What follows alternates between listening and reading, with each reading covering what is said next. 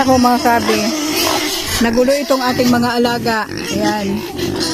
Kasi nung dumating ako late na mga kabi, hindi ka agad ako nakapunta rito kasi walang mag-aasikaso dun sa bahay. Bago ako umalis, ay nagluto muna ako ng isnaka ng mga trabahador. Grabe, nagkagulo.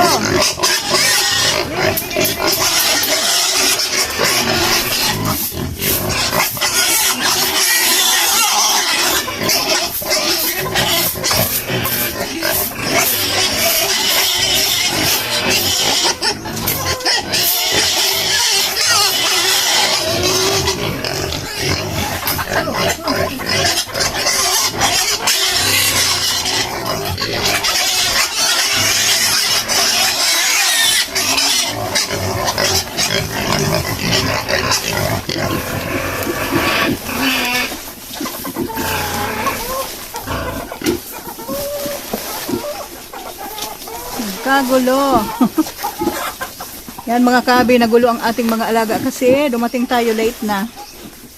Yan, dito tayo makaalis kaagad dun sa ating bahay.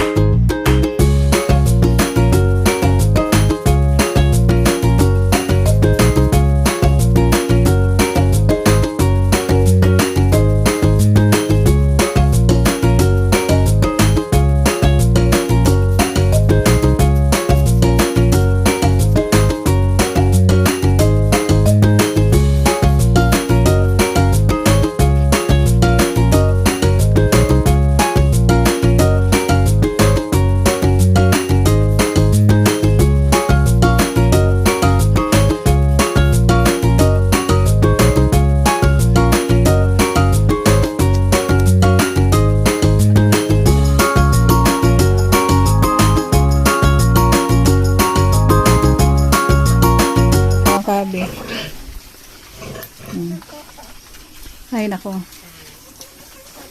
Medyo natanghali tayo nang pumunta dito mga kahabi. Yan, kawawa itong ating mga, kapag hindi tayo makapunta dito kaagad, yan. Medyo nalilipasan din sila ng gutom. Ngayon lang to nangyari mga kahabi kasi nagkataon na yung mga anak ko, lahat ay maagang pumunta sa school. Kaya mga kahabi, yung mga inahin naman natin ng ating papakainin.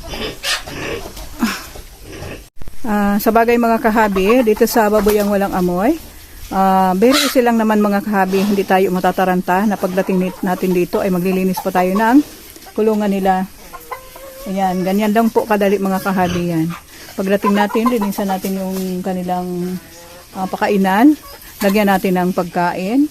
Habang sila ay kumakain, dadamputin natin yung kaniyang mga, ay dadas pa natin yung mga dumi nila sa ata, okay, sa ipa ng palay. Ang ating inahinwan na mama ng ating inaalagaan ngayon sa Baboyang Walang Amoy na 5 biik ay pusagbat ulit at siya ngayon ay buntis na. Magwa 1 month na ang kanyang tiyan ngayon. Pangalawang inahin natin na nagkasakit.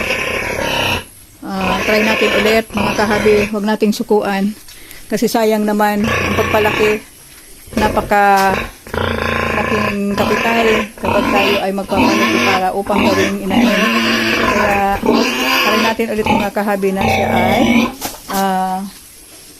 pabuntisin ulit. Baka hindi na mangyari yung unang nangyari sa kanya na hindi nakalabas kaagad yung mga piglet niya. Pati yung placenta ay hindi kaagad nakalabas. Kaya siya ay nagkaroon ng lagnat. Parang na-infection siya mga kahabi kasi medyo late na yung pagdating ng kanya o paglabas ng kanya mga. Bago ko siya pakainin mga kahabi, paliguan muna natin mga kahabi.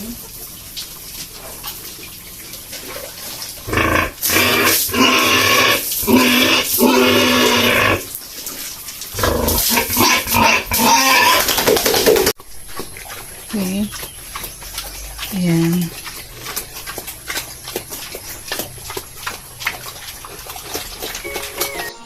Mga kahabi, sa 5 na baby pig ng ating inahinto, 2 na lang ang natin ng mga kahabi kasi yung 3 ay isa-isang namatay mga kahabi.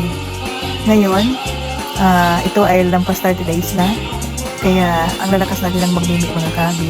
Sana mabuhay na sila kasi kumakain na sila ng feeds. Pagkatapos itong gatas ay binibigyan ko sila ng feeds, yung super biik mga kahabi.